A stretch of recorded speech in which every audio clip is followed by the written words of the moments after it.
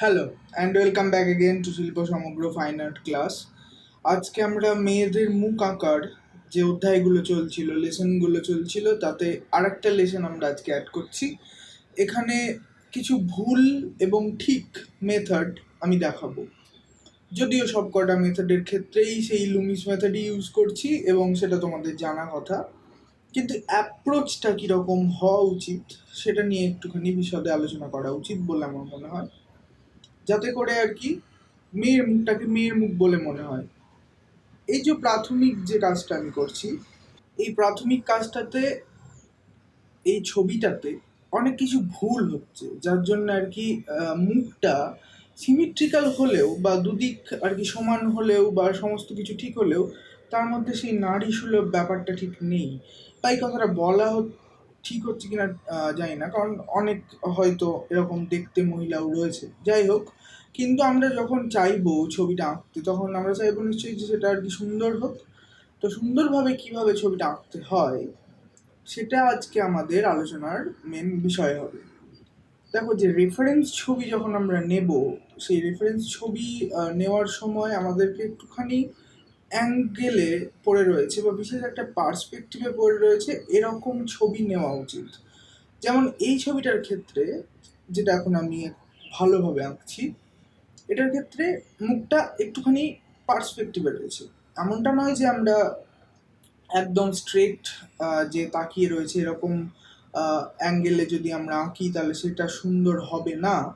সেটাও সুন্দর হতে পারে, কিন্তু আমরা যখন অ্যাঙ্গেলে ছবি আর কি থাকবে, সেটা রেফারেন্স নেব, তখন সেই ছবিটার মধ্যে একটা আলাদা বিউটি কাজ করে। তার কারণ হচ্ছে চোখের যে অ্যাঙ্গেলগুলো বা অন্যান্য ফেসিয়াল ফিচার্সের যে অ্যাঙ্গেলগুলো, সেগুলো ঠিকঠাকভাবে আর কি আমরা বোঝাতে পারি। সামনে যখন একদম সামনে তাকানো মুখ আমরা আঁকি, তখন আমাদের সেই সমস্ত জিনিসগুলো ঠিকঠাকভাবে হয়তো আসে না। সেক্ষেত্রে লাইট আমাদেরকে ঠিকভাবে আর কি ফেলতে হবে সামনে আঁকার ক্ষেত্রে। কিন্তু এই ছবিটাতে যেমন দেখো যে একটা অ্যাঙ্গেলে রয়েছে, যার জন্য চোখের যে দৃষ্টি, এগুলো খেয়াল করে দেখো যে তুমি মহিলার মুখটা যে দিক থেকেই দেখো না কেন, সেটা তোমার দিকেই তাকিয়ে থাকবে। এই বিশেষ যে মেথডটা, সেটা হচ্ছে যে চোখের যে অ্যাঙ্গেল, সেটা আমরা কীরকমভাবে এস্টাবলিশ করব। এবং লুমিস মেথড সম্পর্কে এটা ক্লাস নয়, এটা ক্লাস হচ্ছে যে ফেসিয়াল ফিচার্সগুলো এবং তার উপরে আলো ছায়াটা ঠিকঠাকভাবে যদি আমরা ফেলি বা ঠিকঠাকভাবে অ্যাপ্লাই করি, প্লেস করতে পারি, তাহলে যে সুন্দর হয়ে ওঠে ছবিটার, মানে পুরো মুখটাই যে আদতে সুন্দর হয়ে ওঠে, এবং সেই সুন্দর মুখটা আমরা কী করে আঁকতে পারি, সেটা হচ্ছে আজকে আমাদের মেন আলোচনার বিষয়। এবং এই ছবিটা রেফারেন্সটা ছিল যেটা, সেটা আমি অ্যাঙ্গেলে ছিল, এবং আগেকার যে ছবিটা আমি আঁকছিলাম সেটা আমি কোনো রেফারেন্স নিয়ে আঁকিনি, ডাইরেক্ট মন থেকে আঁকছিলাম, ইমাজিনেশন থেকে আঁকছিলাম। তাহলে কি ইমাজিনেশন থেকে আঁকলে সেটা সুন্দর করা যায় না? অবশ্যই যায়।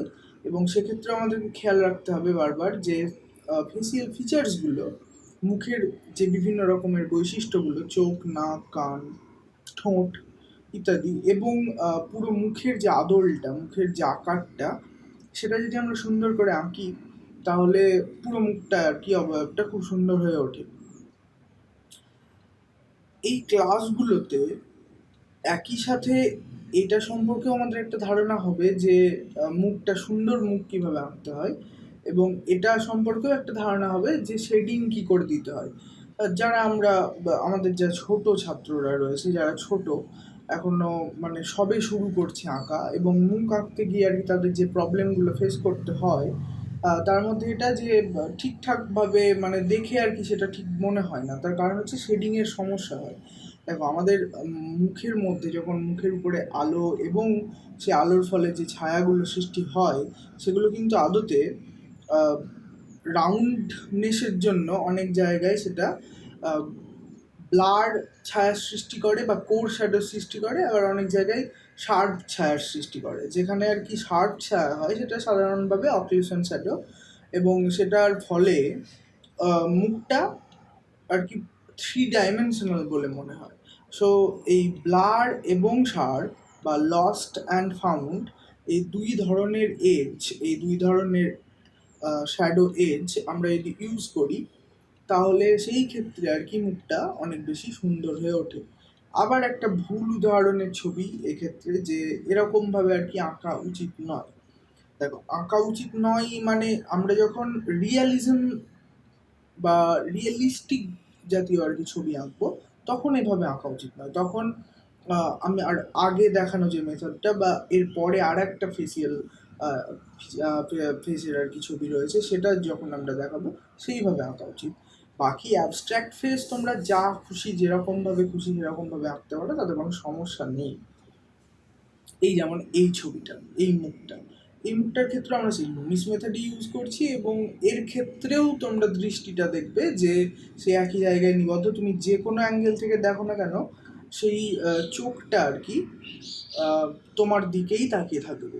এই জিনিসটা মোনালিসাতে রয়েছে, এবং মোনালিসাতে লিওনার্দো দা ভিঞ্চি এই জিনিসটাকে আর কি আমাদের সামনে আর কি উপস্থাপনা করেন, এবং এই জিনিসটা এঁকে উনি দেখান যে একটা মুখ এবং তার দৃষ্টি সব দর্শকের দিকেই, যদি সেই ছবিটাকে আর কি ঘিরে ধরে অনেকজন দর্শক একসাথে দেখেন, সব দর্শকই কিন্তু দেখে মনে হবে যে তার দিকেই মোনালিসা তাকিয়ে রয়েছে। এবং এই জিনিসগুলো কি করে আঁকতে হয় সেটা আর কি আমি এখানে দেখালাম। এবং এর জন্য গোল্ডেন সার্কেলের যে ফর্মুলাটা, গোল্ডেন সার্কেল হয়তো তোমরা জানো না, আমি একদিন কম্পোজিশন নিয়ে ক্লাস নেব বলছি, সেটা কম্পোজিশনের ক্লাসে আমি গোল্ডেন যে সার্কেলের যে স্টাইলটা, যে নিয়মটা, সেটা আমি তোমাদেরকে ভালো করে বুঝিয়ে দেবো। তো সেই ক্ষেত্রে ওই জিনিসগুলো আর কি অ্যাপ্লাই করলে এই দৃষ্টিটা আর কি তৈরি করা যায়, যে পেন্টিংটা যেন মনে হবে দেখে যে কোনো অ্যাঙ্গেল থেকে দেখলেই তোমার দিকেই তাকিয়ে রয়েছে। এবং এটাও একটা লেসন আজকে, যে কিভাবে আমরা সেটা আঁকলাম। এবং এই যে বিশেষ অ্যাঙ্গেলে একটা মুখ তাকিয়ে আছে, এই অ্যাঙ্গেলটা আঁকার ক্ষেত্রে বিশেষ করে এই ধরনের আঁকাগুলো আর কি সুবিধে হয়। আমি দেখেছি যে এই ধরনের দৃষ্টিটা আঁকতে গেলে এরকম ধরনের অ্যাঙ্গেলটা আঁকাই আর কি শ্রেয়। এবং স্ট্রেট ফেসও আঁকা যায়, যে কোনো অ্যাঙ্গেলের ফেসে এটা আঁকা সম্ভব, কিন্তু এমনটা আমরা নেব না ফেস রেফারেন্স হিসেবে যেটাতে আর কি একটা চোখ পুরো পার্সপেক্টিভের কারণে বা ফোর শর্টেনিংয়ের কারণে পুরো ঢেকে গেছে, সেই জিনিসটা আমরা রেফারেন্স হিসেবে নেব না। যদি সেরকমটা আমরা ইউজ করি, তাহলে সেক্ষেত্রে আর কি যে দুটো চোখ দেখা যাবে না, ফলে আর কি ওই জিনিসটা খুব ভালোভাবে হবে না। যাই হোক, এই জিনিসগুলো নিয়ে পরে আমি আরও ডিটেলে অনেক কিছু তোমাদেরকে বলবো পরবর্তীতে যে ভিডিওগুলো আসবে সেগুলো নিয়ে। এবং এই ভিডিওগুলো কেমন লাগলো, তোমরা মেয়ের মুখ আঁকা শিখতে পারলে কি না, সেটা আমাকে কমেন্ট বক্সে জানাও। এবং আজকের মতো এখানেই এই ক্লাসটা ইতি। চ্যানেলটাকে সাবস্ক্রাইব করো।